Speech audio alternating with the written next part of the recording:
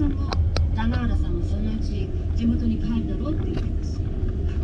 そんだけなんです。会社にはもう行ったの？社長と浅岡さんには了承してもらいました。じゃあ会社に入っちゃう？いや、できれば社員の肩書きを持っておきたくて、じゃないと違法業務ができなくなる。